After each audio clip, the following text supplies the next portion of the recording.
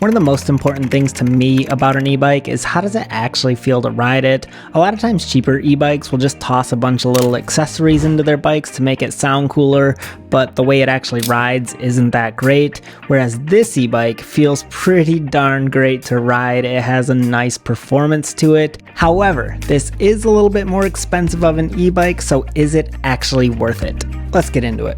If you're looking for a nice commuter style e-bike that's really enjoyable to ride, you might want to check out the Sunny Day e-bike from Surface 604. That's what I have here right now, and I want to go through its features and share what I like about it and also what could be improved. Starting off, I really like the appearance of this e-bike. It has a nice sky blue color, and they even use it on the rims as well. And then it has accents of purple to just give it a really clean and summery look. It might be a little bit on the feminine side, but I personally like it.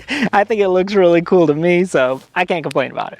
The frame on this e-bike is pretty solid and durable. You can see that they use 2 bars here to give you extra support, and I like that they go down. That way it's still easy to get on and off of this e-bike.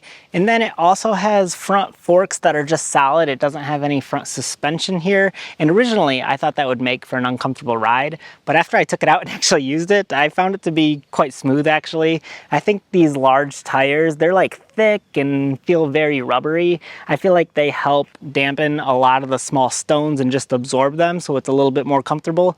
And then also paired with this seat, I feel like it's a really comfortable ride. This kind of has little shock suspensions back here, so I was actually quite surprised at how comfortable the riding experience was, even though it doesn't have any suspension on it.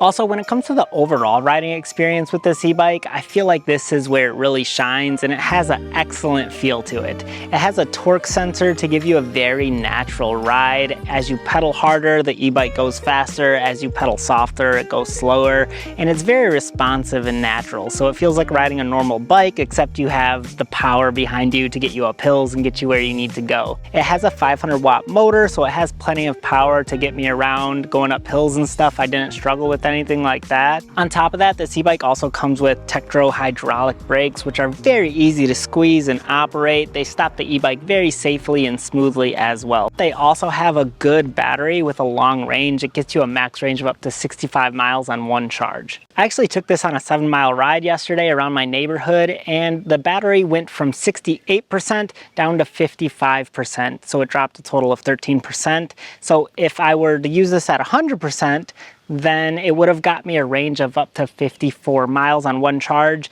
And the crazy thing about that is I was riding on gravel roads, so it's not as smooth as just pavement to give you better mileage, and there were a lot of hills, and I was riding this in pedal assist level 4 and 5, and I was using the throttle to help me up hills. So I was really putting this e-bike to work, but I still felt very confident in the power of the battery. It wasn't like other e-bikes that I've tested out that if I really start hammering down on the throttle, you can just see your battery life dwindling so fast.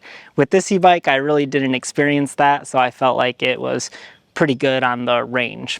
Another nice touch about this e-bike compared to other e-bikes that I've tested is that when you're riding this at fast speeds, you still have good resistance in your pedals to make for a very comfortable ride. This has a 9-speed trigger shifter right here, which feels great when you actually use and operate it. Sometimes cheaper e-bikes, once you go to their top speeds, your feet just rapidly swing around and it feels like you're pedaling air, whereas this has great comfortability and resistance to it.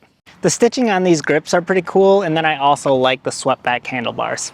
The display screen looks clean and easy to read all the metrics on there. And then on the control panel, you can see that it has your power button, an info button, your pedal assist high or lower, and a headlight button, which I find a little bit peculiar because this e-bike actually doesn't have a headlight. You can see that it has a cable right here if you wanted to get a headlight to it, but it doesn't have a light, doesn't have tail lights, so that's an improvement that could be made on this if they actually included lights. And then it would also be nice if they included fenders on this with the purchase of your e-bike. That would make it better as well, especially for commuting. It just keeps the bike cleaner, keeps you cleaner, so a few of those things would be nice. It also has a thumb throttle right next to that, and the thumb throttle gets you a top speed of up to 20 miles an hour, no matter whatever pedal assist level you're in. And also pedaling, it goes 20 miles an hour, but you can unlock faster speeds and get it up to 28 miles an hour if you want to. At the time of this recording, this e-bike comes in at $2,300, which is a little bit more costly, but this is a little bit nicer of an e-bike as well. I feel like the difference between cheap e-bikes and more premium e-bikes is the better quality e-bikes will use better quality parts when it actually comes to the riding experience. They'll have good motors on it, good battery, a torque sensor, hydraulic brakes, a smooth stopping experience. Like, all those things make for a really great ride. But then on cheap e-bikes, a lot of times those components will just be lacking in their quality, and then they'll just toss a bunch of other accessories on their e-bikes to kind of make up for it. So this is lacking the accessories and the add-ons, but it is a very smooth ride, and that's what I enjoy most about it myself.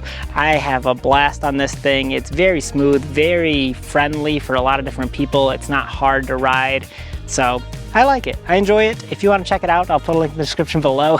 Thank you so much for watching this video, and I'll catch you on another one.